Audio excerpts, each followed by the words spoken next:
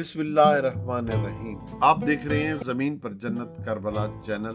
آج کی اس ویڈیو میں اہل بیت علیہ السلام کے شام سے مدینے تک کے سفر کا احوال بیان کریں گے اور اہل بیت علیہ السلام نے سوگ شہدائے کربلا کب ختم کیا اور کس کے کہنے پر ختم کیا وہ بیان کریں گے۔ تاریخ بتاتی ہے کہ اہل بیت کو شام میں رہتے ہوئے کچھ عرصہ گزرا اور ملکی حالات میں قتل امام حسین علیہ السلام کی بنا پر بغاوت کا تاثر ابھرنے لگا۔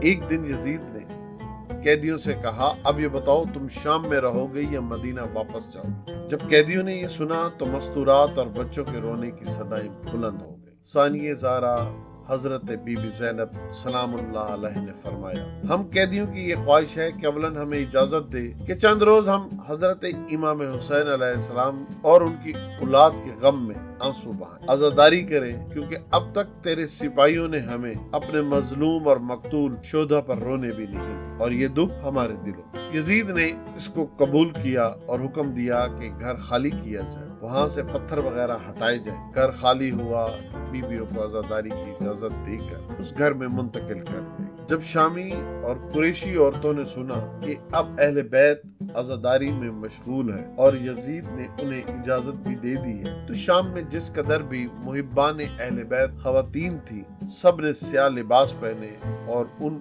عزاداروں میں شامل ہو کر اپنے غم کو محکم کرتی رہیں۔ یوں یہ پہلی باقاعدہ مجلس عزاداری تھی جس کا آغاز ہوا اور 7 دن تک صبح و شام اس مکان پر یہ عزاداری امام حسین علیہ السلام ہوتی رہی۔ نوحے پڑھنے والی بہنیں جناب حضرت بی بی زینب اور حضرت ام کلثوم سلام اللہ علیہ۔ علامہ مجلسی لکھتے ہیں، اس عزاداری نے شام میں انقلاب پیدا کر دیا، کیونکہ پہلے عورتوں کو حقائق کا علم نہ تھا، اور جب علم ہوا تو شام کے حالات بدل گئے اور یزید کو خطرات محسوس ہوئے۔ اس سے تمام اہل شام کو اہل بیت رسالت صلی اللہ علیہ وسلم کی معرفت ہو گئی اور حکومت شام کی طرف سے کیا گیا دعویٰ کہ نعوذ باللہ حضرت امام حسین علیہ السلام خارجی تھے جھوٹا ثابت ہوا۔ اہل شام کو معلوم ہوا کہ یہ تو اولاد رسول صلی اللہ علیہ وسلم ہے۔ اس حقیقت آشنائی کے بعد لوگوں نے ظاہراً اور چھپ کر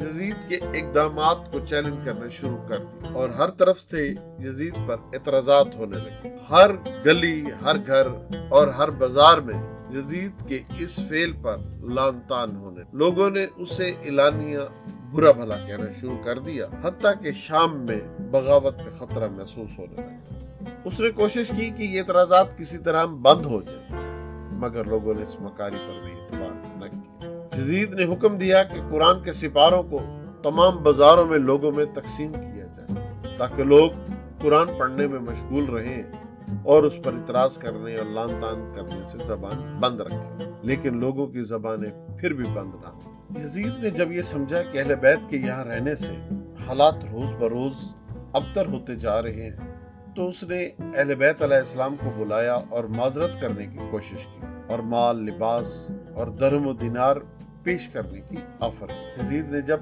حضرت بی بی ام کلثوم سلام اللہ علیہ کو مخاطب کر کے کہا، یہ دینار و درہم تمہارے بھائی کا خون بہا ہے، مجھے معاف کر۔ یہ سننا تھا کہ حضرت بی بی ام کلثوم سلام اللہ علیہ کی گریہ وزاری کی صدائیں بلند ہوئی اور بی بی نے فرمایا، اے یزید، تو کتنا بے حیا ہے کہ تو نے ہمارے ان بھائیوں کو قتل کرایا جو ایسے جوان تھے کہ ان کے جسموں کے ایک ایک بال کی قیمت تمام کائنات بھی نہیں ہو سکتی تھی، اور تو یہ کہتا ہے کہ یہ درہم میرا احسان ہے۔ پھر یزید نے حضرت امام سجاد علیہ السلام کو مخاطب کر کے کہا، اپنی حاجتیں بتاؤ۔ امام علیہ السلام نے فرمایا، پہلی حاجت یہ ہے کہ اولاً مجھے میرے بابا کا سر دو جو سید الشہداء ہے، دوسری یہ کہ جو اموال شام غریبہ میں لوٹے گئے ہیں وہ سب کے سب واپس کرو، تیسری یہ کہ اگر مجھے قتل کرنے کا ارادہ ہے تو اہل بیت کو کسی امین شخص کے ساتھ پہلے مدینہ پہنچا دو۔ یزید نے کہا، تمہارے باپ کا سر تو نہیں مل سکتا، جہاں تک تمہارے مقتل کی بات ہے تو وہ میں معاف کرتا ہوں اور درگزر کرتا ہوں، تم خود اپنے اہل بیت کو لے کر مدینہ چلے جاؤ۔ جہاں تک لوٹے ہوئے اموال کی واپسی کا تعلق ہے تو وہ بھی نہیں مل سکتا، البتہ ان اموال سے کئی گنا زیادہ قیمت دے سکتا۔ حضرت امام سجاد علیہ السلام نے جواب میں فرمایا، تیرے اموال تمہیں نصیب ہو، ہمیں دنیاوی اموال کی لالچ نہیں۔ اپنے لوٹے ہوئے اموال کو بھی اس لیے مانگ رہا ہوں کہ ان اموال میں ایسے لباس اور چادریں ہیں جو حضرت فاطمہ بنت رسول خدا صلی اللہ علیہ وسلم کی اپنے ہاتھ کی بنائی ہوئی ہے۔ ان میں حضرت فاطمہ سلام اللہ علیہ کی چادر اور پہرن شامل ہیں، اور یہ مناسب نہیں کہ جناب زہرا سلام اللہ کے لباس اور ان کی بنی ہوئی چیزوں کو نامحرموں کی نظریں دیکھیں اور وہ ان کو استعمال۔ یہ سن کر یزید نے حکم دیا کہ تمام لوٹے ہوئے اموال واپس کیے۔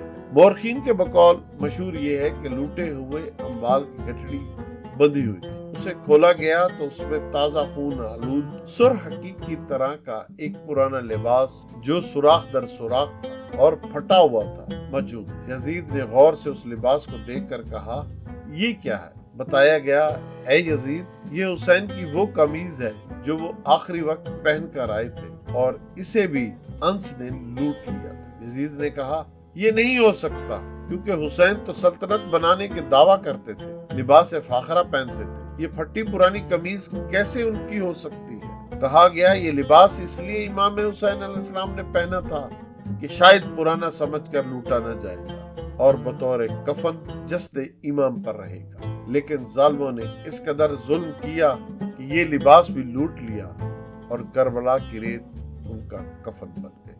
یزید نے پوچھا، اس میں اتنے زیادہ سوراخ کیوں ہیں؟ کہا گیا، یہ سوراخ تیروں اور نیزوں کے لگنے کی وجہ سے ہیں۔ جب اہل بیت علیہ السلام کی نظر اس خون آلودہ پرانی قمیض پر پڑی تو ان کی رونے کی صدائیں بلند ہوئی، واہ حسینہ واہ حسینہ کے بین ہونے لگے۔ جناب بی بی حضرت زینب سلام اللہ علیہ نے اس قمیض کو اپنے سینے سے لگایا اور بوسے۔ تاریخ میں بیان ہے کہ بی بی اس قمیض کو اپنے ساتھ واپس مدینہ لائیں۔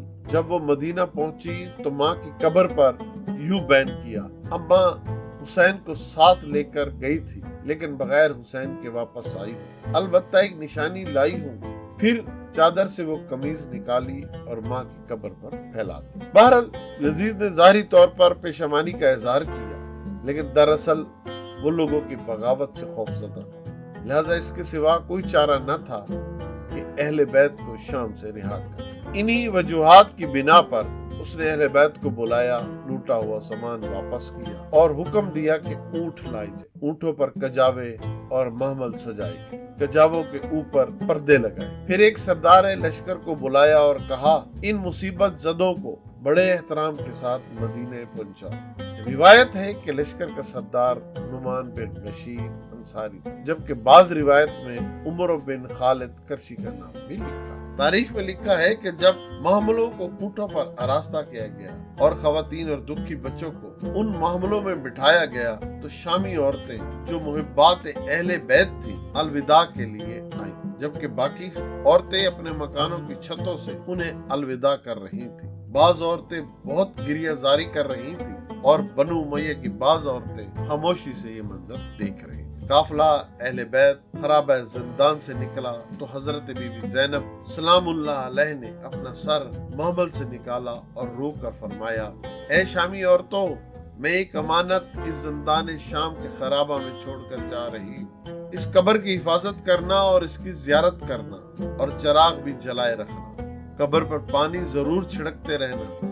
یہ قبر حضرت سکینہ بنت حسین علیہ السلام کی طرف ایک اشارہ تھا۔ جو ہی مستورات کا قافلہ روانہ ہوا تو گریہ وزاری کی صدائیں بلند ہوئی، کیونکہ انہیں مدینہ سے روانہ ہونے وقت کا اپنا وہ سما یاد آنے لگا جب حضرت عباس علیہ السلام اور حضرت علی اکبر علیہ السلام نے ان کے مدینہ سے روانگی کے انتظامات فرمائے تھے۔ لیکن اب وہ واپس مدینہ کو تو جا رہے تھے، لیکن کس قدر غربت مظلومیت کے ساتھ غموں اور مصیبتوں کو جھیل کر جا رہے تھے، اس لیے اہل قافلہ بہت غم زدہ ہو کر رونے لگا۔ تاریخ کے یہ منفرد مسافر تھے جو وطن واپس جاتے وقت خوش نہ تھے بلکہ رو رہے تھے۔ وہ بار بار ٹھنڈی آہیں بھرتے تھے۔ ان کے لیے روانگی مدینہ ایک مصیبت تھی، دکھ تھا۔ بغیر جوانوں اور امام حسین علیہ السلام کے وہ لوٹ رہے تھے۔ ان کے چہروں کے رنگ بدل گئے تھے، انہیں گرمی اور دھوپ میں بغیر چادروں کے کنیزوں اور غلاموں کی طرح شہروں میں گھمایا گیا، لوگوں نے گالیاں دی، صحرا و بیابان کے سفر کرائے گئے، بھوک اور پیاس کا غلبہ رہا، بدماشوں کی نظروں کا نشانہ بنتے رہے۔ خرابوں اور وریانوں میں ٹھہرایا۔ نعمان بن بشیر نے بڑے احترام کے ساتھ قافلے کو آہستہ آہستہ حرکت دی اور قافلہ چل پڑا۔ سفر جاری رہا۔ نعمان کے سپاہی آگے آگے چلتے تھے یا کارواں کے پیچھے۔ قافلہ چلتے چلتے ایک ایسے مقام پر پہنچا جہاں سے دو راستے نکلے۔ ایک راستہ کربلا کی طرف جاتا تھا اور ایک مدینہ کی طرف جاتا۔ اس وقت مستورات اور دکھی ماؤں، بہنوں، بیٹیوں کو اپنے اپنے شہداء کی قبروں کی زیارت کا بہت شوق، اس لیے گریہ زاری شروع ہو گئی اور نعمان سے کہا گیا، خدا کی قسم ہمیں کربلا کے راستے سے لے جاؤ تاکہ اپنے عزیزوں کی قبروں کی زیارت کر لیں، اور جو اس سفر میں ہمارے اوپر مصائب آئے ہیں وہ بھی قبر امام حسین علیہ السلام پر ہم بیان کریں۔ نعمان نے قبول کیا اور ان کے فرمانے پر عمل کیا۔ اس نے کارواں کو کربلا کے راستے پر جانے کا حکم دیا۔ جو قافلہ کربلا کے قریب جا رہا تھا، ہر بی بی کے دل میں اپنے عزیزوں کی قبور کی زیارت شوق کی آگ شعلہ در ہو رہی تھی، حتیٰ کہ سید الشہداء کی تربت کی خوشبو بہنوں اور بیٹیوں کے مساں میں جان تک جا پڑی تو وہ فرط محبت اور شدت غم سے مرثیہ پڑھنے لگی۔ حضرت بی بی زینب سلام اللہ کی زبان حال یہ تھی، اے بھائی، آپ کے بعد میں نے بہت دکھ دیکھے اور مجھے بہت سے شہروں اور گلیوں میں پھرایا گیا۔ مجھے خود پر تو اس قدر حوصلے اور صبر کی امید نہ تھی کہ آپ کے بغیر کربلا سے شام تک پہنچ سکوں گی، لیکن خدا نے حوصلہ دیا۔ کربلا کے بعد جب پہلی دفعہ کوفہ میں آپ کے سر پر نظر پڑی تو میں نے فرط غم سے اپنی پیشانی کو محمل کی لکڑی پر دے مارا۔ بھائی، ہمیں کوفہ و شام کے بازاروں میں ننگے سر اور ننگے پاؤں گھمایا گیا۔ ہم نے نامحرموں کی موجودگی کے سبب سر کو شرم سے جھکا لیا۔ جب یزید کے دربار میں بازو بندھے ہوئے پیش ہوئی تو کئی مرتبہ خدا سے موت مانگی، لیکن ان دکھوں کے باوجود میں اس بات پر مطمئن ہوں کہ اپنی نقد جان بیچ کر آپ کا غم خرید۔ بعض روایت میں ہے کہ جب آل رسول مقتل میں پہنچی تو وہاں صحابی رسول حضرت جابر بن عبداللہ انصاری کو موجود ہوا، جو چند شامیوں کے ساتھ مدینہ سے امام حسین علیہ السلام کی قبر کی زیارت کے لیے آئے تھے، اور یہ دن 20 صفر 661 ہجری کا تھا۔ امام سجاد علیہ السلام اور حضرت جابر کی ملاقات۔ تاریخ میں اس پر اختلاف نہیں کہ حضرت جابر بن عبداللہ انصاری پہلے چہلم پر سب سے پہلے زیارت امام حسین علیہ السلام کے لیے آئے تھے۔ البتہ اختلاف اس میں ہے کہ کربلا میں اہل بیت کی آمد پہلے چہلم پر تھی یا دوسرے چہلم پر۔ کربلا میں چند روز عزاداری کرنے کے بعد یہ قافلہ مدینے میں آیا۔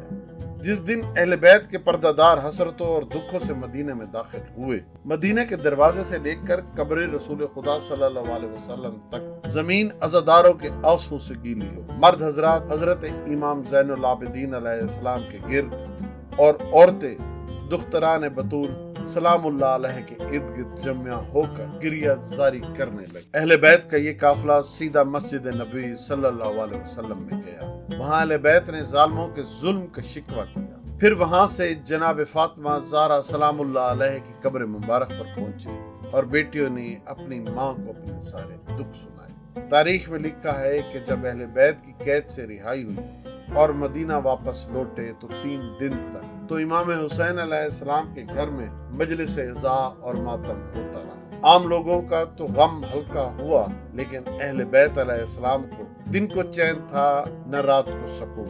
وہ ہمیشہ گریہ زاری میں رہتے تھے، آنسو بہاتے تھے اور فریادیں بلند کرتے رہتے۔ ان کی غذا اور قوت یہی آنسو بہانا تھا، بلکہ اوڑھنا بچھوڑنا بھی یہی آنسو تھے، حتیٰ کہ 5 حج گزر گئے۔ اہل بیت نے یہ سوگ 9 ربیع الاول 67 ہجری تک منایا اور پھر امام سجاد علیہ السلام کے حکم پر اس سوگ کو اس دن ختم کیا گیا جب جناب امیر مختار نے قاتلان امام حسین علیہ السلام کو ان کے انجام تک پہنچایا۔ نعمان بن بشیر نے جب 3 دنوں کے بعد مدینہ سے واپس جانے کا ارادہ کیا تو اس نے اہل بیت سے رخصت کی اجازت مانگی۔ جناب بی بی زینب کبریٰ سلام اللہ علیہ نے جو ان کے پاس تھوڑے سے بچے ہوئے زیور تھے انہوں نے وہ ایک کنیز کو دیا اور فرمایا، یہ نعمان بن بشیر کو دے دو اور اسے کہنا یہ چیزیں تیری خدمات کا صلہ تو نہیں، لیکن ہمارے پاس اب اس کے سوا اور کچھ نہیں۔ اگر زیادہ کے مالک ہوتے تو کبھی مذائقہ نہ کرتے، اس لیے ہم معذرت کرتے ہیں اور یہ تھوڑی سی خدمت ہمارے جد رسول صلی اللہ علیہ وسلم کے صدقے تم قبول کرو۔ مگر نعمان نے یہ ہدیہ قبول نہ کیا اور عرض کیا یہ خاندان رسالت ہے، میں نے صرف خوشنودی خدا اور رضا مصطفیٰ صلی اللہ علیہ وسلم کی خاطر آپ کی خدمت کی ہے، اگر ان خدمات کا عوض دینا چاہتے ہیں تو میرے لیے بخشش کی دعا کیجیے۔ اگر آپ کو یہ ویڈیو پسند آئی ہو تو کائنڈلی ہمارے چینلز کو سبسکرائب کریں، لائک کریں اور دوستوں سے شیئر کریں۔ اگلی ویڈیو تک خدا حافظ۔